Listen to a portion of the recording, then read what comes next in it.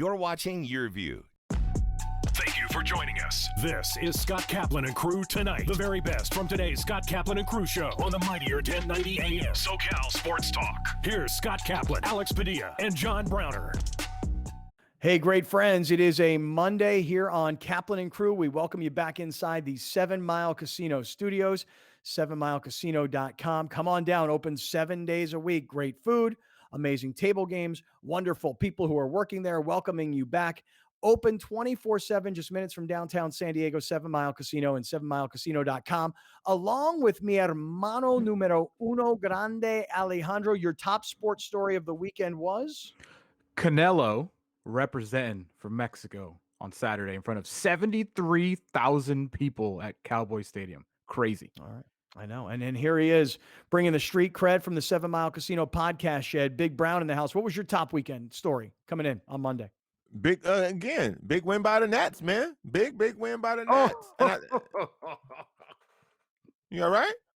You okay? You got something in your throat? You're the worst, dude. So the Lakers beat the Nuggets. No big deal. They suck. They don't terrible matchup, but the Nets win. Big win for the Nets against the Nuggets. That's funny how that works. You're the worst. You're the What's worst. the problem?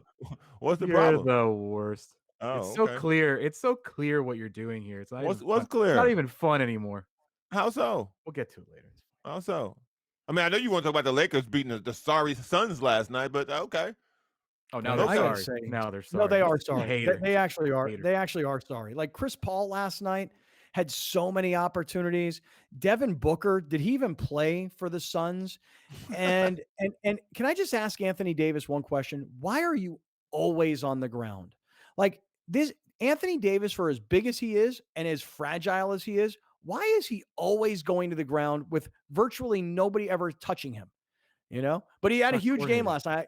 I got to give Anthony Davis credit, though. Seriously. I mean, he has had two monster games, like nearly, I think it was 78 points in the two games, and 42 or 44 last night. I got to say, it was just accumulating points. And I know 21 of them were at the free throw line. I got it. But I got to give Anthony Davis some credit because he still looks like he's hurting to me. Like there was a point in the game where he reached back of his leg and he was holding onto his calf. I'm like, oh, that's it. He's done. But he can't plenty left, man. The Suns are not an issue for the Lakers. They do not match up at all. They just don't. Is that your excuse for every time, every Laker win? You're just going to be like, they don't match up. No. Because when they win or if they beat Portland, that to me, that will be impressive because they don't match up well against Portland. I mean, they beat Portland in the playoffs last year in the bubble. That was impressive to me because I didn't think that they could. I think Portland is a real issue for them. I don't see the Nuggets as an issue. I don't see the Suns as an issue as well, or the Jazz, by the way. What about the Warriors? At all. Ooh, that one playoff. Oh, give me that. Listen, give me that one game playoff, man. I am on the edge of my seat. 7-8 Warriors Lakers. This would be a dream matchup for the NBA. They will never get rid of the extended playoff if this happens. Never. Yeah, I got to say though, credit to Anthony Davis and credit to the Lakers because you got to remember now. Last night's game, there's no LeBron, there's no Schroeder, there's no Kuzma last night. I mean, I'm just saying, but John, I'm just saying he's a starter on their team. Whether or not I mean, come on, man. So they're missing all these starters. They're missing key backups. I don't know if Kuzma didn't want to play because he had been so bad on Friday night that he didn't want to come back and play on Sunday. I don't know what his deal was. I don't know if his feelings were hurt or if he was really hurt. You know? So hey, listen, bad. That is a good win last night by the Lakers. As much as I thought that the Suns did not play very well, and as much as I thought that the referees seemed to give the Lakers a lot of advantages at times, I got to say I was pretty impressed with the way they came back and won. And I say came back. Listen, they were lucky to hold on. I mean, they had a 21-point lead going into the fourth quarter, and that's when Phoenix started to maybe turn it on a little bit. But late in that game, I'm telling you, Chris Paul had wide open looks, couldn't knock down a shot. They had plenty of opportunities inside, couldn't get little layups. So anyway, all right, listen, Lakers still in the 7th seed and bad loss against Portland last week. And then good win against the Suns. And then, the Knicks coming up and Houston coming up. And I love this, by the way, this is one of my favorite things. All the NBA insiders reports are LeBron James may return Tuesday against the Knicks, But if he doesn't, then he may return Thursday against Houston. And if he doesn't, then he may return. It's like, so your report is that LeBron may return. I don't think you're going to see LeBron to the playing game. I really don't think we're going to see him because in this case, you're not going to be out of the playoffs. So why waste your time? Why risk it? He's been in this league long enough. He knows how to turn the intensity up. He's one of the greatest players ever. He'll be able to just step into the playing game and play. I don't really see a problem with that. All right. Let me keep rolling here because I didn't plan on starting with basketball, but that's just sort of the impromptu nature of what goes on around here. So listen, let me turn my attentions back to baseball for a quick second, and I'm going to make an admission as I do. When the Padres and Dodgers have played in the 7 games that they've played so far this year, I don't know about you fellas, but there was not a pitch I wanted to miss. I mean, I literally didn't want to get up. I wanted to see every pitch, every swing. I wanted to see every play. I wanted to be locked in. Even when the Padres are facing the Giants in San Francisco and it's very much a first place battle, not the same. There is something that is so high intensity playoffs about Padres Dodgers that nothing else can equal. Even again, they're playing this past weekend for first place in the NL West, and it's a Friday night. It's like, I got things going on. It's Saturday afternoon. It's like, I'm not sitting around watching a baseball game all day. It's Sunday. It's Mother's Day. You know, I don't know about you guys, but I could not lock in on Padres Giants this week like I had Padres Dodgers. It's not unfortunately, I think the hype was that it was Dodgers Padres all year long. And then out of nowhere, the Giants come in and steal the show because they got a decent little lead right now in May. But I keep saying it, and I feel like I sound like a broken record, but these are the ones these opportunities present themselves so rarely in a baseball season where the Dodgers are on like the worst streak of their freaking history, it seems like. And the Padres had the chance to take the reins of first and never look back. That's kind of what I was hoping for. In a dream world, you beat the Giants, they go back down to earth, you take the lead of first, and you don't ever look back and you lead the rest of the way. Now, I know that obviously didn't happen or wasn't likely to happen, but I find it, the way I look at that series, a missed opportunity, a clear missed opportunity where I don't know how many of these opportunities and chances you're going to have to extend a lead over the Dodgers. And maybe I'm looking at it wrong. Maybe we really do have to talk about the Giants more, but these are missed opportunities that I feel like they haven't been able to capitalize so far this season. It's been disappointing. I'm not going to have a conversation about the Giants till August. That's when I'll start talking about the Giants. Until then, they're a story, but they're not important to me. I don't see them as a threat. What I will say is this: Chris Paddock has shown us what he really is. He's a late innings reliever. He's not a starter because when he came in, and to his own credit, he got back to his fastball, throwing the ball past guys.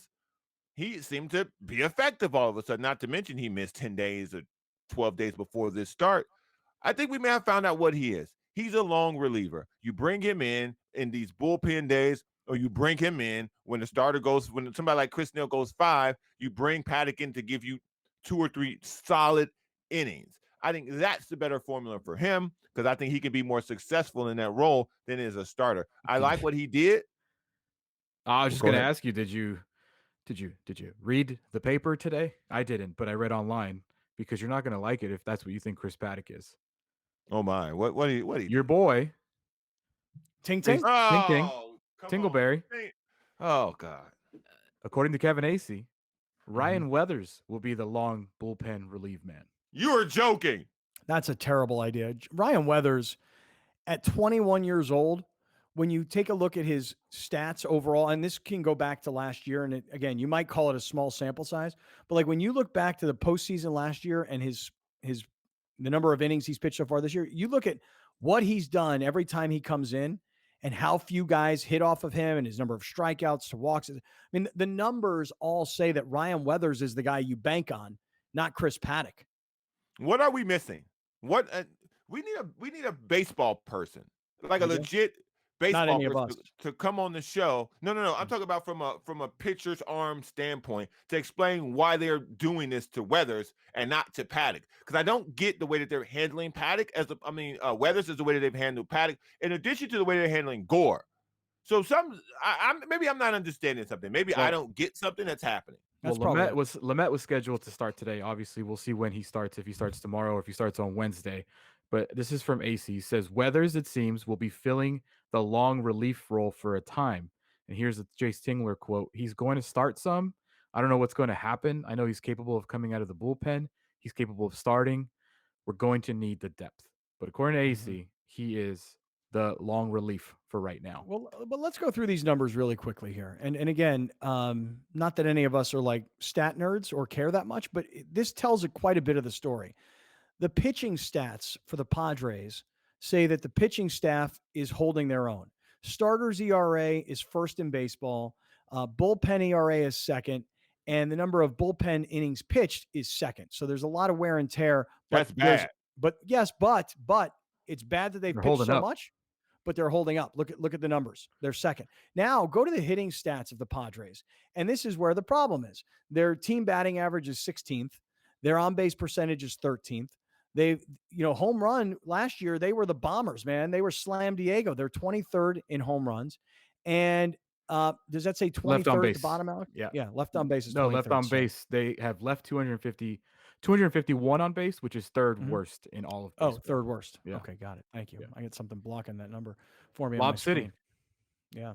Left on base. Lob City is right. Although the Dodgers can probably take that name because they're first. So they're Lob City. I don't have the same impact when it comes for fear as those batting numbers as I do to those bullpen innings pitch numbers, because the bullpen innings pitch will hurt you later down the year. Again, we've seen bats get hot, and those statistics can flip on its head in a week when it comes to hitting. Pitching, I don't want that number to stay that high, but it looks like it's going to be that way because guys aren't pitching deep into these games anyway. All right, let me keep going, though, because while the Padres had their chance to take first place in San Francisco, but didn't because they lost 2 out of 3, the Dodgers were trying to figure out how are we going to get it back together again? Because you got to remember, and I'm just doing this off the top of my head, I got to remember this. The Dodgers lost to the Padres 3 out of 4. Mm-hmm. Then I want to say they lost 2 out of 3 to the Reds. They went to Seattle at some point, too. I think they split with Seattle. They lost to Milwaukee, too. They lost 2 out of 3 to Cincinnati. I want to say they lost 2 out of 3 to Milwaukee because remember, they exploded for a bunch of runs in the third game after they'd lost the first 2. Mm-hmm. And then they lost, or maybe they got swept. They got swept by Chicago, by the Cubs. Right. I'll just go through it all. Yeah. So they beat the Padres 2 of 3. Then they split in Seattle. Then the Padres beat them 3 of 4. The Reds beat them 2 of 3. The Brewers beat them 3 of 4. Swept by Chicago. And they just lost 2 of 3 in Anaheim. Or That's Los Angeles. Right. 5 straight series losses for the Dodgers. Prior to the Padres series, they were talking about how many series in a row they had won. It was like, I don't know, 50 or 60, something crazy like that. Maybe I got my numbers a little bit off, but they were bragging about we've won this many series in a row. Now they've lost 5 straight series. We've talked about this before. One more time on the screen, Alex, if you don't mind, for those that are listening. Started the season at 13-2, and in the last 20 games, the Dodgers are 5-15 and have gone from first place to third place in the NL West. And guys are getting testy when the Dodgers on Saturday had a really big lead over the Angels.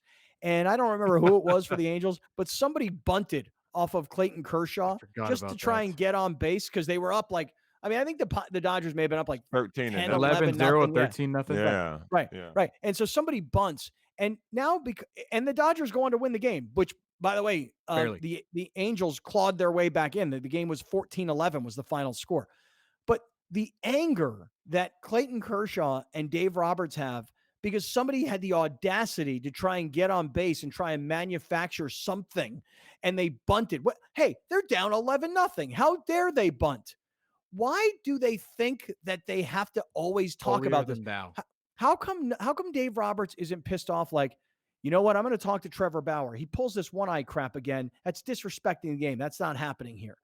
Like, why do they keep doing this? Because it's happening to them. They can do whatever they want. We've said this on the show before. Listen, Dave Roberts, the person, I love the guy. He's awesome. He's nice to us, blah, blah, blah. But Dave Roberts, the manager's got to take the stick out of his butt, man. Like, honestly, he's so ridiculous when it comes to all this unwritten rules crap. It's the 5th inning, Dave. It's the 5th inning, Clayton. Are they just supposed to lay down? If not, is there a mercy rule that we forgot about? Is it Little League all of a sudden? Are they supposed to quit? It's the most ridiculous thing. But if Max Muncy shows off a hitter, it's all good. If Clayton Kershaw or Trevor Bauer does something, it's all good. The moment a team does anything remotely against the unwritten rules, it's like all up in arms. Let's have an investigation. Let's suspend everybody. It's ridiculous. And also it's lame and it's overplayed, and I'm over it. And to cap it off, that people have for Dave Roberts. It's so funny. The San Diego hate for Dave Roberts because he's the Dodgers manager. I would always say to people, where was that hate when Adrian Gonzalez used to come here and just bomb away? What were you saying, bro? The cap on all of that is that the bunt was justified because look at the final score. Now, if it goes 17-1 at the end of the day, okay, now you can kick up some dust about that bunt. But the final score, were they supposed to quit? Justifies the bunt. Was it? Did they bunt? Did they bunt to get on in the middle of a no-hitter? Right. You know, I know. It's ridiculous, dude. And it's honestly, I don't have this anger towards Dave Roberts. I have anger towards his attitude against the things that happen to his team. Like, he doesn't care if his team does the exact same thing to other teams. He gets all butthurt when it happens to his team. And I just don't understand it. And that's why I just think the hypocriticalness of it is what bothers me the most. It's not Dave the person or Dave. Hypocritical is good. I want to do a little toast, though. All my Padres fans out there, the Dodgers suck. All right, hold that thought for one quick second.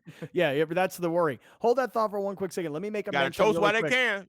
It's true. Let me make a mention really quick about our friends at HES Solar, HESsolar.com. Listen, if you are thinking about solar right now, let me make life super easy for you. Call our man, Spencer Holt. You guys might remember the name Spencer Holt. He was our account executive at 1090 for years. He left 1090. He went to HES Solar. And I'll say this. We trust Spencer. We know Spencer. And when Spencer first started advertising on the show, like immediately there were great friends that were like, if HES Solar is sponsoring the show, we want to use the sponsors. So they sold a lot of solar right away, and now they're back. Okay. And so look, you might be looking for one of those Tesla hookups in your house. They're a dealer of the Tesla hookups. If it's your business and you want to do solar at your business, you're tired of paying these outrageous electric bills, do this. Email Spencer at HESsolar.com. That's Spencer at HESsolar.com. Alex tells me not to give the phone number. I'll just give it to you. 858-699-0760. But it's just so much easier. Spencer at HESsolar.com. And if you are thinking about solar, you should do what so many other great friends have done. Call Spencer, email Spencer, and let him show you how much money you can save with HES Solar. Okay.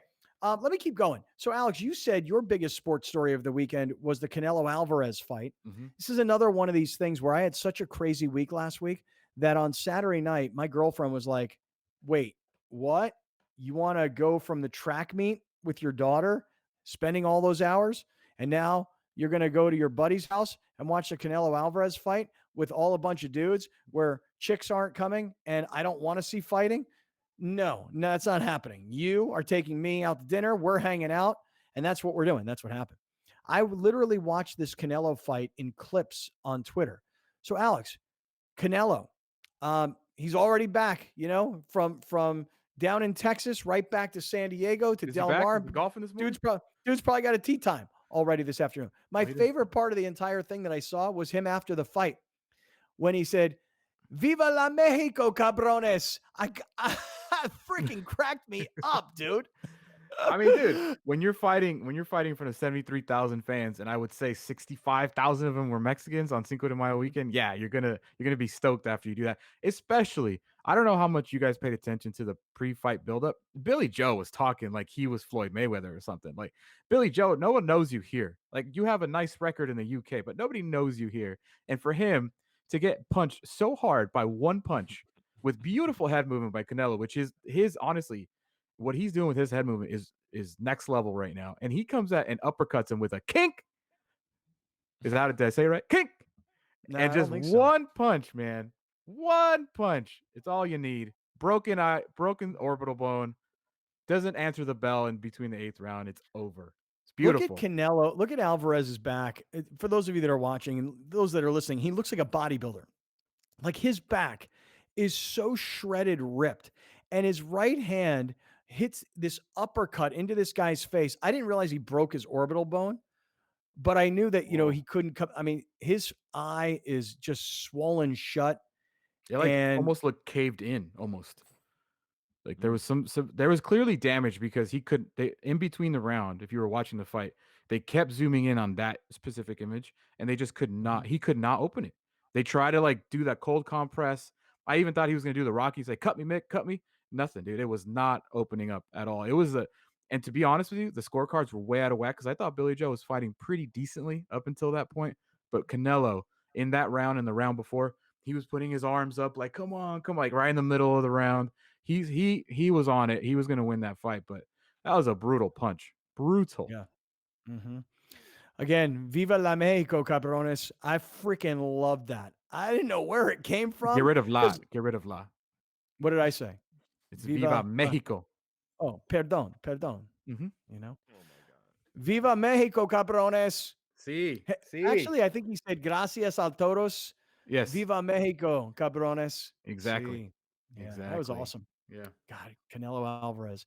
Hope he made a whole bunch of money down in Texas so he can come back here and play golf and give it all back to everybody. All right, stick around. I want to talk so much more. We'll be right back with more of Scott Kaplan and Crew tonight. The very best from today's Scott Kaplan and Crew show on the mightier 1090 AM. A new generation of radio. SoCal Sports Talk. Kaplan and Crew tonight is brought to you by BMW San Diego, your certified BMW dealer, serving drivers throughout San Diego and the surrounding areas.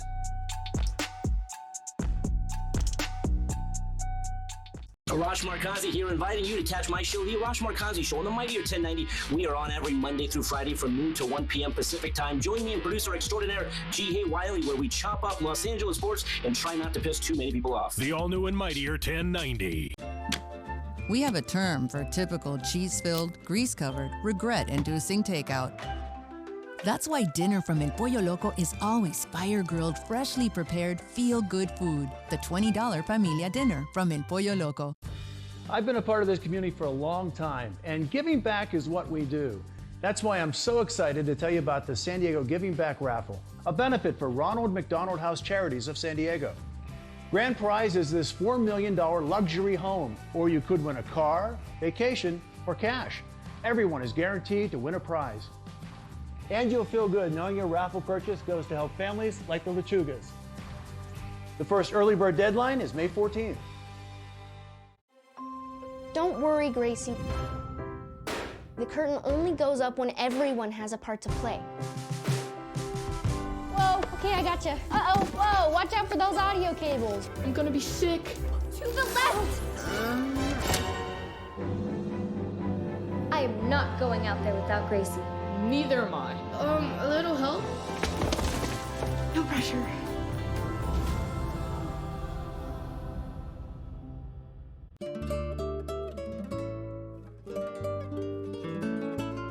It's time to eat like you won't always be wearing elastic waistbands. With Pollo Fit Bowls, made with organic super greens from El Pollo Loco. Let's take it up a notch with Kaplan and Crew tonight's Premium Boost, powered by the mightier 1090.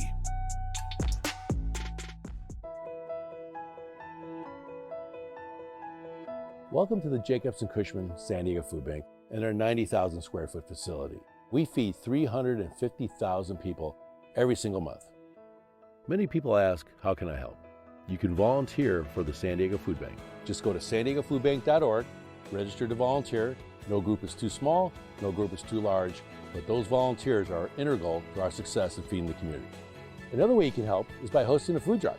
Just go online and register your group, your company, or organization. It's that easy. Another great way is through our virtual food drive, where you can literally buy food on our behalf. Lastly, another great way to make an impact is to go online and make a financial contribution to the San Diego or North County Food Bank. On behalf of the San Diego Food Bank, our staff, our volunteers, and the 350,000 people we serve every month, thank you for helping us fight hunger and feed hope in San Diego County. Casa de Amparo has been around since 1978. And now we're in the Twin Oaks Valley in San Marcos with a beautiful campus. We work with children and families who've experienced chronic trauma over their lifetime, and we're here to help heal that. I always tell myself, seeing that my mother passed away through domestic violence, that I would never put myself in that position. And if it ever happened, I would leave. But it's easier said than done. These are foster youth who are not able to manage in a foster home environment. My husband and I have been a part of the San Marcos community in our businesses since 1993. One of the beautiful things about Kayleen, she started here at Casa de Amparo years ago when we were at the shelter with a church group. How can we best give back is to volunteer our time. Because without donors like Bassett, we would not be able to provide the services we provide. Kaplan and Crew tonight's Premium Boost is powered by the mightier 1090. Pete Gray here, inviting you to catch my show, Let's Talk Hookup, every Saturday and Sunday, 7 a.m. to 9 a.m. Pacific Time. For over 30 years, we've been the voice of the fishing community for Southern California, and so glad to be back on the big stick. The all-new and mightier 1090. Adios, love handles. Adios, couch.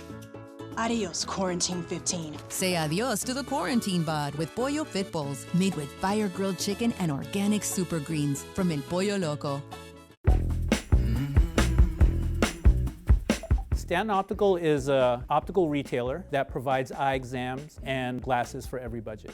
At Stanton Optical, we offer a comprehensive eye exam. That means we don't skip any testing in order to give you the best exam possible. It is very important to have an annual eye exam to check and monitor the overall health of your eyes. The first part is our pre-test, where our patient care specialist will take you through the exam using our state-of-the-art technology and equipment. What separates Stanton Optical from other optical retailers is our extremely competitive pricing and our cutting-edge telehealth technology. A telehealth exam is a comprehensive eye exam that utilizes telecommunication technology to remotely communicate with the optometrist. This allows us to effectively and accurately provide an eye exam without direct contact with the doctor, ensuring maximum safety protocols. To schedule your appointment, just go to stantonoptical.com and choose the location that best suits you. Come on in and we'll see you soon. We have a term for typical cheese-filled, grease-covered, regret-inducing takeout. That's why dinner from El Pollo Loco is always fire-grilled, freshly prepared, feel-good food. The $20 Familia Dinner from El Pollo Loco. Here's Kaplan and Crew tonight's 60-second timeout with Haley Stasiak. There was a Coastal League showdown in boys basketball on Saturday afternoon between Santa Fe Christian and Orange Glen. With first place implications, Orange Glen battled but ultimately fell to top-ranked Santa Fe Christian 74-67. If Orange Glen had won, the teams would have been tied for first in league play. Santa Fe Christian had 12 three-pointers while Orange Glen had 9, 5 of which came from senior Mickey Chu.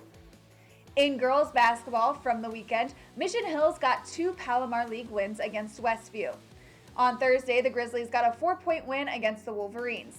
Then on Friday, a big second-half run boosted them to a second straight win over Westview.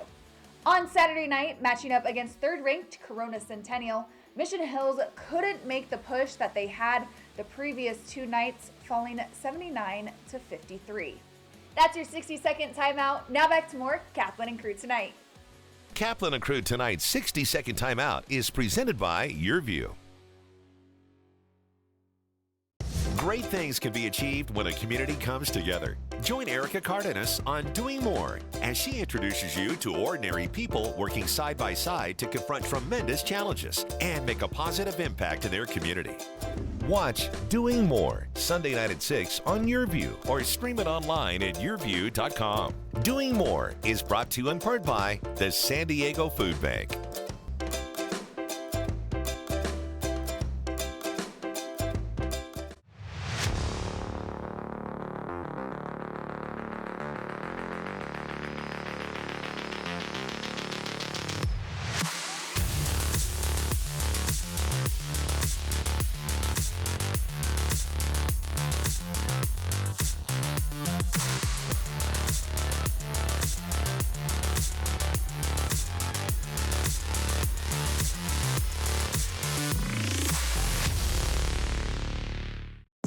We'll be right back with more of Scott Kaplan and Crew tonight. The very best from today's Scott Kaplan and Crew show on the mightier 1090 AM. A new generation of radio. SoCal Sports Talk.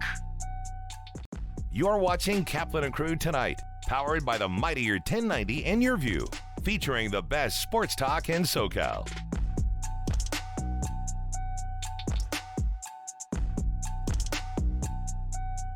Hey, great friends. Welcome back to the 7 Mile Casino studios here of Kaplan and Crew, along with Grande and Big Brown. We are getting set to be joined here by Eric Williams from Sports Illustrated. Eric covers the Rams and the Lakers. We really called more to talk about the Lakers today. For those of you that are 1090 listeners, you've heard Eric on the show a million times. For those of you who are YouTube viewers, you've seen and heard Eric a million times. And tonight, for those of you that are watching on TV on Channel 4 San Diego or Santa Barbara, Channel 118 in Palos Verdes in Orange County, this may be the first time you've seen Eric Williams on the show, but he's been a great friend for a long time, and he's covering the Rams and the Lakers for Sports Illustrated, and here he is back on the show. What's up, Eric? What's going on, man? Thanks for having me. Good to see you. Yeah, it's good to see you, dude. I miss you. I don't know what's going on here. Me and Alex were like, we haven't spoken to Eric Williams in a long time. We need to get Eric back on the show, so it's good to see you, dude. Yeah, it's good to be seen. Good to talk LA sports. Lakers, Rams, whichever way you want to go. All right. Well, listen, let me start off by talking about the Lakers, because the one thing I guess I've learned about Laker fans is they are as high and low as a fan base can be. And yet there's definitely a Laker fan base, or a part of it, though, that so believes that everything they do is going to all just work out. It's kind of like the Dodger fans. Dodger fans are like, wait a second, we've lost 15 of the last 20. Oh, we'll be fine. Everything will be great. No problem. Laker fans kind of feel the same way, like, yeah, but then LeBron will get healthy and the playoffs will happen and the Lakers will just cruise to the finals. Mm-hmm. I'm just curious, just to get started, where are you on the spectrum of what you think will or what is reality? Give me an initial thought. Yeah, I'm probably a little less optimistic than that Lakers fan, just because of what's happened this season with all the injuries and all the adversity they've had to face. And even when LeBron was back those 2 games, I mean, he didn't look like the LeBron we've seen earlier this season. I don't think he was as explosive, as decisive when he was going to go to the basket. He didn't look right. And so you hope that, this week off that he took to kind of make sure that his ankle was where it needed to be, that he can come back and be as close to 100% healthy as possible. The whole Dennis Schroeder thing is a little concerning, being on the COVID protocol for a second time this season, and whether or not he's vaccinated, and if it's going to happen again. How much can you trust Dennis to be there when he's one of your best players? He in fact, at one point, he was the best player when LeBron and AD were out. I mean, you were running all your offense really through Dennis, so he needs to be healthy and on the floor. You finally saw AD kind of playing to his potential the last couple games. The 42 points against the Suns, just kind of taking over the game. That's kind of what we expected to see at the start of the season. So he looks like he's back to where he needs to be. But there's still a lot of unanswered questions. Looks like they're going to be in this play-in game. So now you have to win a game to get into the playoffs to defend your title. I just think there's a lot of question marks going into it. I can understand the optimism, because once these guys are right, they're probably the team to beat. But are they going to get right in time to be able to compete? Boy, I'm so glad you asked it that way. We're talking to Eric Williams from Sports Illustrated. He covers the Lakers.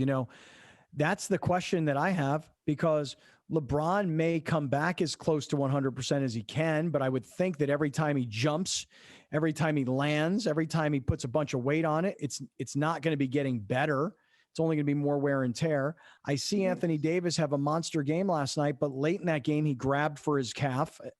Plus, he's always flopping on the floor, and it worries me that he's going to get hurt, because 2 games ago, he took himself out after 9 minutes with a back after he fell backwards. Your question about Schroeder, I think, is so right on. Like, when you're in a locker room with all these guys and there's all these protocols, the safest thing you can do is get vaccinated. And frankly, he wasn't bashful about saying he wasn't getting vaccinated. So there's another issue. I think another one is Kyle Kuzma, not just because he's hot and cold as a player, but his whole thing a couple of days ago about how Gasol needs more playing time, it seemed a little like stepped out of his lane talking publicly about his ideas about who should be playing when. I just think that I like Drummond. I think he's a good rebounder, although I think most of his rebounds come after he misses shots, so I just think, unlike the Laker fan who goes, oh, everything will be fine as soon as LeBron gets healthy, I'm not nearly as optimistic either. Alex, how about you? I mean, Alex has this very popular podcast called Taco Tuesday on silverscreenandroll.com. Alex, you're tuned in. What do you think? You with me, with Eric? You with the Laker fan that says everything's going to be fine? What do you say? No, I said last week, acceptance, man, the 5 stages of a Lakers season this year. They're not going to win the championship this year. They're just not. I mean, I think we can assume that LeBron is going to come back and be great, but I just don't see it. I just don't. And I'm having another acceptance right now too, that we're closer to the end of LeBron's career than we think. It's 2 major injuries in 3 seasons. He's 37, I believe, 36. 36. I don't see them winning. I think there's better teams in the West too. That's really what it comes down to. I think there's better teams right now in the West than the Lakers. And if LeBron comes back, yeah, they have a chance. I just think it's too late for that to happen. Okay, Eric Williams, what do you say to that? I think the Lakers do 2 things well that give them a chance to be a spoiler if they get in as the 7th. They have a guy that can close if he's healthy. LeBron's one of the best closers in the game, so he can get buckets from you down the stretch. And then they play defense. Defense is going to be able to keep you in a lot of games. They're able to figure out what teams want to do offensively and then try to shut that down. They have a quality, a guy to defend the point guard position in Dennis Schroeder when he's right. They have length at the wing position in Kyle Kuzma and KCP. And then they have stoppers inside and Anthony Davis and Drummond, and LeBron, however you want to play inside defensively. So with all those options, it gives them a chance. But like Alex said, we don't know how they're going to play because they haven't had time to really build chemistry with all those pieces. Are you going to see Mark in there at the center? Are you going to see Trez? Are you going to see Drummond? Who are you going to see at the wing position? Is it going to be Alex? Is it going to be AC? Is it going to be Ben McLemore, who's going to shoot pretty much every time he gets it? The ball's going up when he touches the ball. Sometimes that's good, sometimes that's bad. So I just feel like they don't really have a sense of identity, how they're going to play going into the postseason. And like Alex said, that's not great. And Eric, do you remember even when they were all healthy, which I don't even think AD was healthy at the beginning of the season, but when they were all playing, I remember saying on my podcast, like, they're not even playing well. They're just getting by with talent. Like, they literally were not playing well even when they were all healthy. I remember that at the start of the season, and you kind of blame that on the short off season and not really having time to rest. They were winning games, but they were winning games just because they were the Lakers and they had LeBron, and they were just figuring it out at the end. It was kind of ugly wins to start the season, and then they kind of hit a groove a little bit in those second 20 games, and then LeBron got hurt, and then everything kind of went off the rails, and they started adding players and pieces and trying to acclimate those guys. So no, when you look at the full body of the season, I don't think they were really at a point where they were just, cruising and beating teams, night in and night out. I think it's always been kind of a struggle for them. And I think like you said, it really goes back to that off season and not having that rest that they needed. And that's why I feel like I'm not ready to say the end is near for LeBron, because I feel like once he has a full off season to get right, I feel like he can get back to being that NBA type player that he is. And really, we saw that the first half of the season before he got hurt. I'm not really sure. I'm really not. We're talking to Eric Williams from Sports Illustrated today. I'm not sure if LeBron is going to – are we seeing the end of LeBron, or is there still more great LeBron coming? Like, I thought forever, every time Tiger Woods played, he had a real chance to win. I thought every time Mike Tyson got into the ring, he was going to knock somebody's head off. And I feel like every time LeBron plays, he's playing for a championship. But 2 out of 3 years, major injuries, getting later into his late 30s. So is he part of Team USA? Is he going to Tokyo? No, he better not. He better not be going to Tokyo. Right. No way. Right. Let me say this, Browner. I want you to jump in here because that's exactly what I want to do. Browner has been very quiet, Eric Williams, and he's got a lot of strong opinions. Right, it's not like him. He got a lot of strong opinions about the Lakers. So bring in the street cred from the 7 Mile Casino podcast shed. Browner, you've taken this all in. What do you have to say? It's funny listening to you guys because which LeBron are you expecting to see? Again, age is undefeated. Tom Brady's doing his thing, but it's from a completely different way and perspective. The best thing that happened to the Lakers, and I think this put deodorant on a lot of things that were wrong with the Lakers you guys were speaking of from beforehand, was that they had a gigantic break and then they went into the bubble.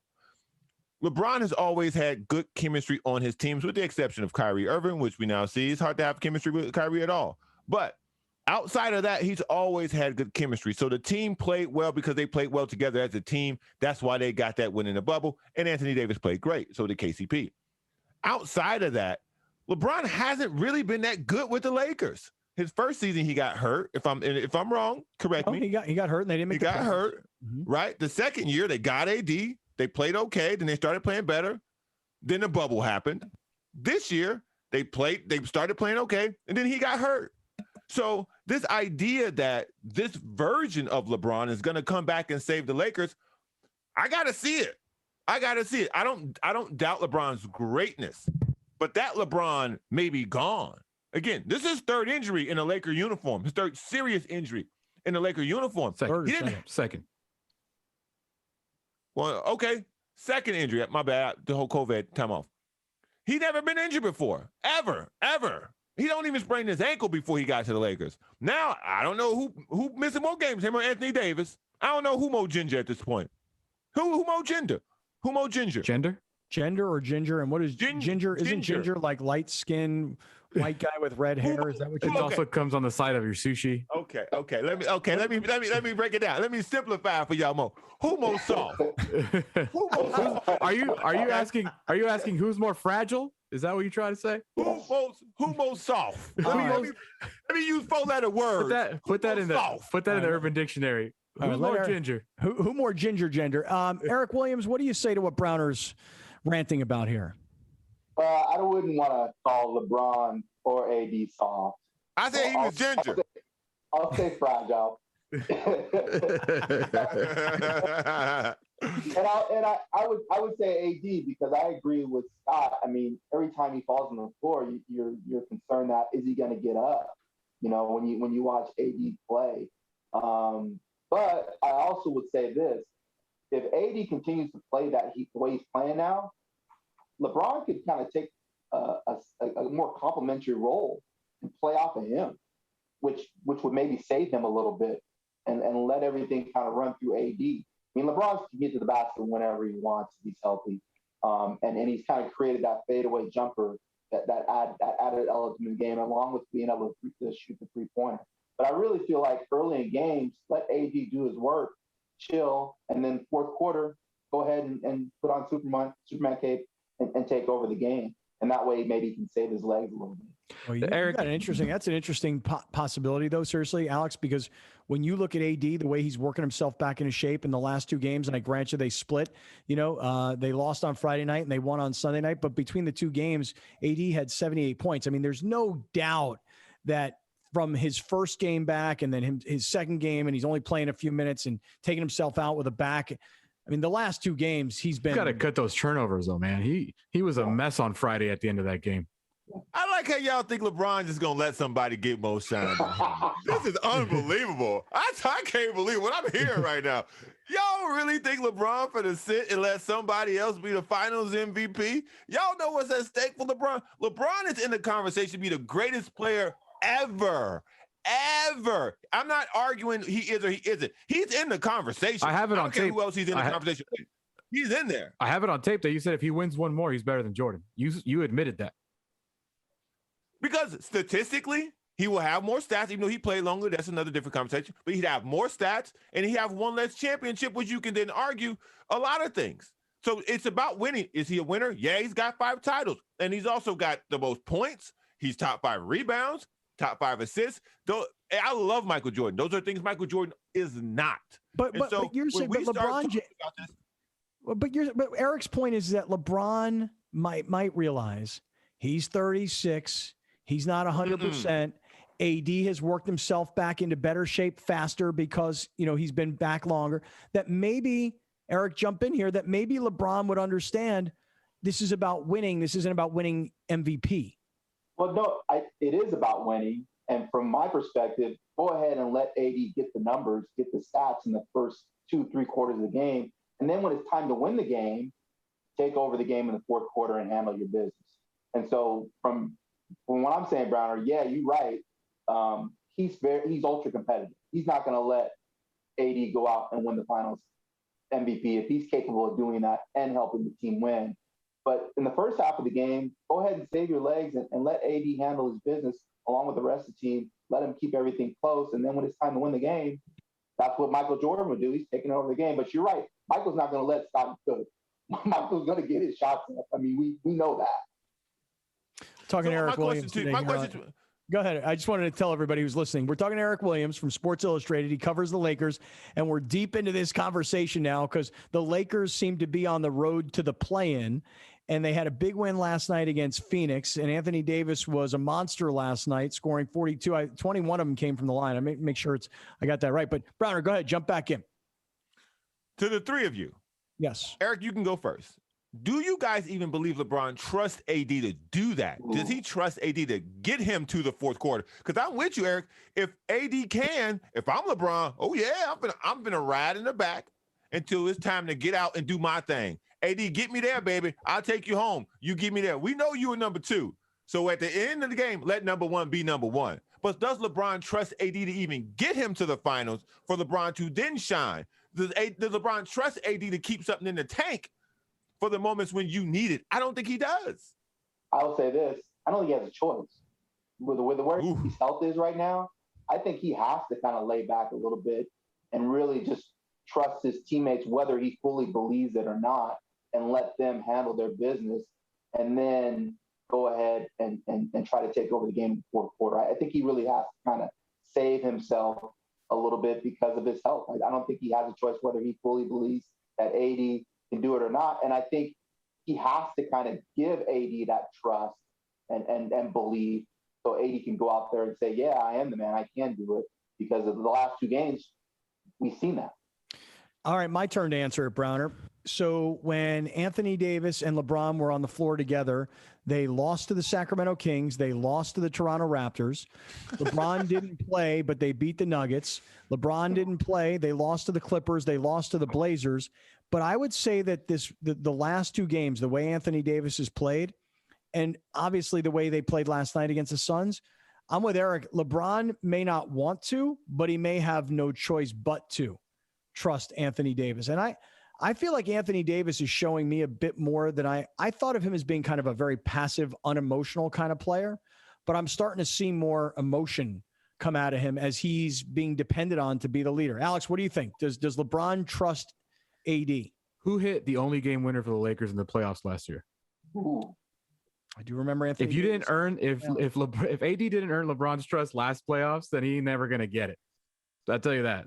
And right now, if you want more, I guess you could. If AD gets him out of the play-in, like, he's proven some stuff. I don't think he is, but if he can. But all I'm saying is, last year, who had the one game winner? Make the play-in, Alex? I don't think they'll get out of the play-in, is what I'm saying. Really? I think they'll finish 7 or below. No, but do you think they're going to win in the play-in? Oh, yeah. I don't know if they'll beat the Warriors in a one game, but they'll win that second game. Okay, I thought you didn't think they were going to get out of the play-in. No.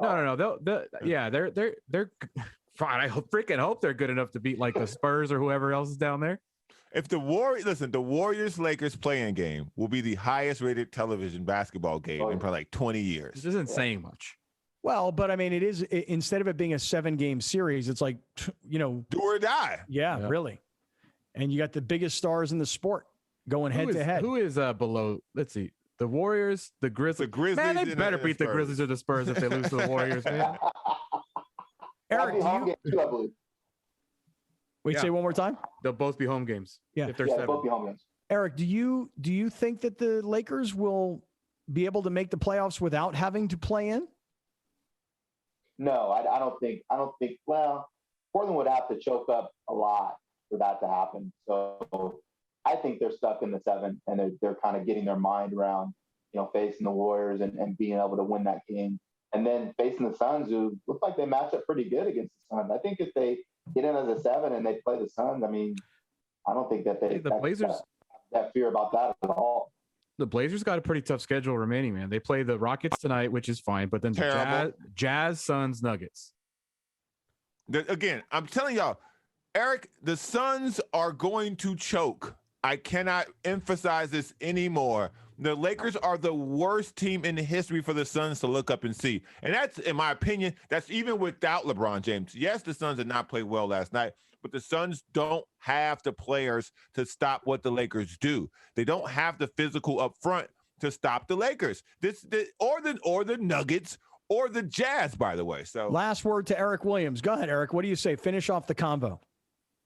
I totally agree with Browner. I think the Lakers are set up to steamroll the Suns if they do get in that first round. And if they get past that game, and then once they start building some chemistry, I think they could be tough to beat. I just worry about what's going to happen over this last week. Is LeBron going to be fully healthy? Can AD stay healthy? There's still a lot of unanswered questions, so I'm not making any assumptions about where they're going to go. Boy, those are my two big questions, too. Can LeBron get healthy, or as close to healthy as he can be, healthy enough that, even if he goes down by 10%, he had enough. He was at 85, and he got down to 75.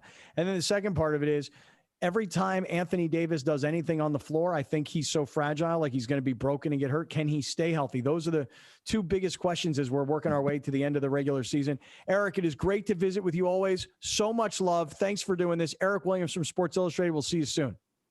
Awesome. Thanks for having me, guys. Appreciate it.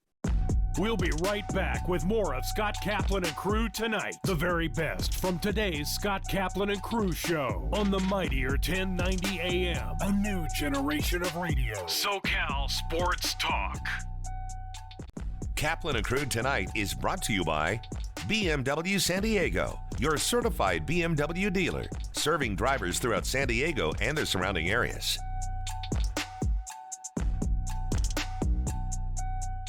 Catch Kaplan and Crew Monday through Friday at 3 p.m. If you've listened to Scott Kaplan the last 20 years, you know one thing. He likes to stir up some A new generation of radio. The all-new and mightier 1090.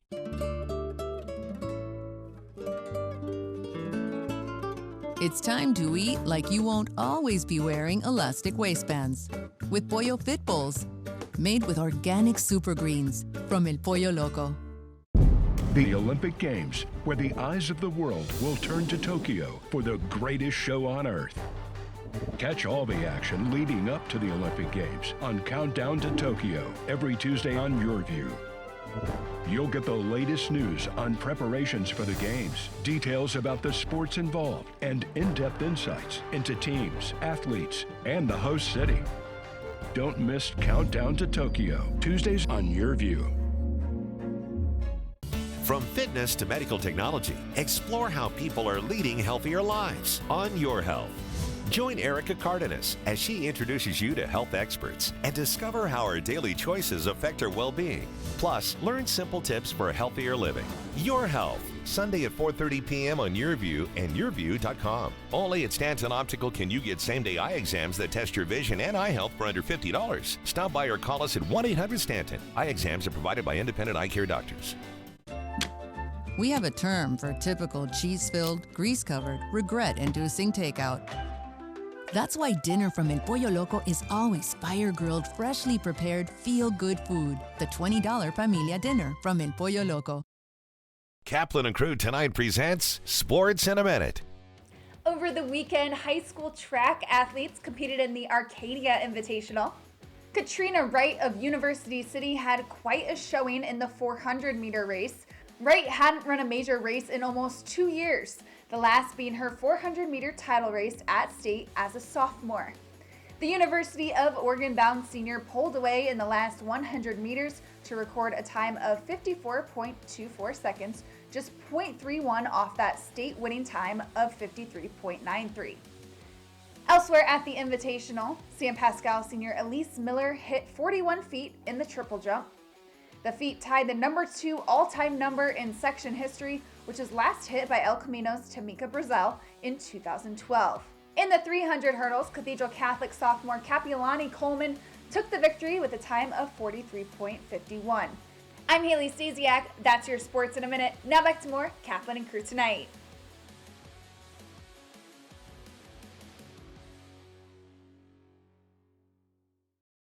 Rich Eisen here, inviting you to catch my show, The Rich Eisen Show, on our flagship radio station, the Mightier 1090. We're on every Monday through Friday from 9 a.m. to noon Pacific time. You'll like what you hear. If not, that's just, I guess, too bad. A new generation of radio, the all-new and Mightier 1090.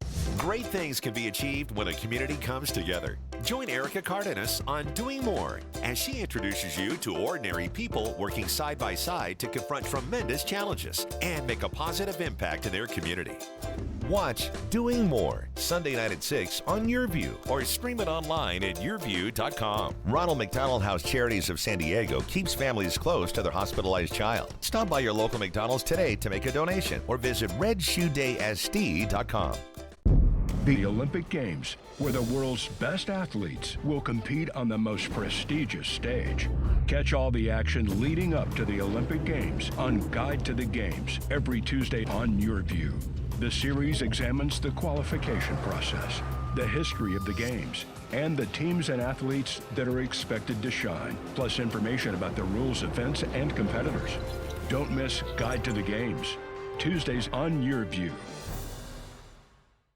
Great things can be achieved when a community comes together. Join Erica Cardenas on Doing More as she introduces you to ordinary people working side by side to confront tremendous challenges and make a positive impact in their community. Watch Doing More Sunday night at 6 on YourView or stream it online at yourview.com. Sponsored by The Barnes Firm, partnering with Shelter to Soldier and saving lives 2 at a time. Visit thebarnesfirm.com/shelter to soldier and help save more lives. Time now for Kaplan and Crew tonight's Community Connect.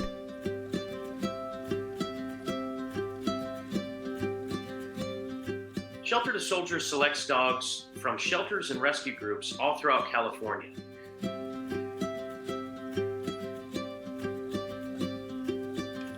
Our ideal candidate at Shelter to Soldier is 8 months to a year and a half old. They're confident in different environments. They have strong social drive. Another motivator like food or toy drive. And ultimately, these are dogs that want to have a job and that have a greater purpose to become a service dog. Currently, about 85% of our dogs pass their service dog training. But if they don't pass, they become a career change. We don't like to use the word failure around here. So career change to an emotional support animal, or if that doesn't work out, then they career change to a pet dog. Still finding a loving placement and purpose in life.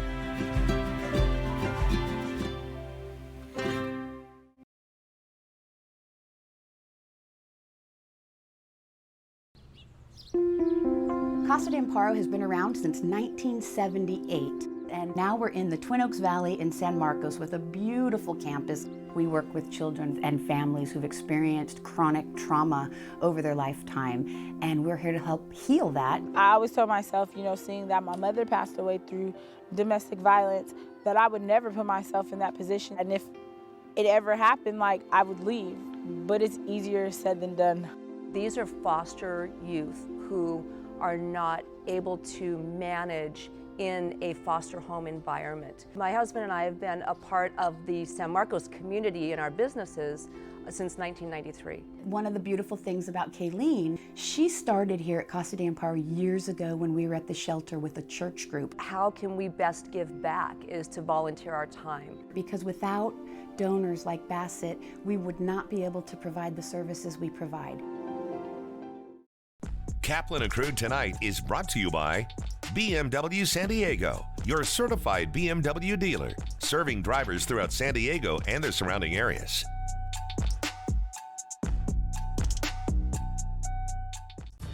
I've been a part of this community for a long time, and giving back is what we do. That's why I'm so excited to tell you about the San Diego Giving Back Raffle, a benefit for Ronald McDonald House Charities of San Diego. Grand prize is this $4 million luxury home, or you could win a car, vacation, or cash. Everyone is guaranteed to win a prize. And you'll feel good knowing your raffle purchase goes to help families like the Lechugas. The first early bird deadline is May 14th. Don't worry, Gracie. The curtain only goes up when everyone has a part to play. Whoa! Okay, I gotcha. Uh-oh, whoa, watch out for those audio cables. I'm gonna be sick. To the left! I am not going out there without Gracie. Neither am I. A little help? No pressure.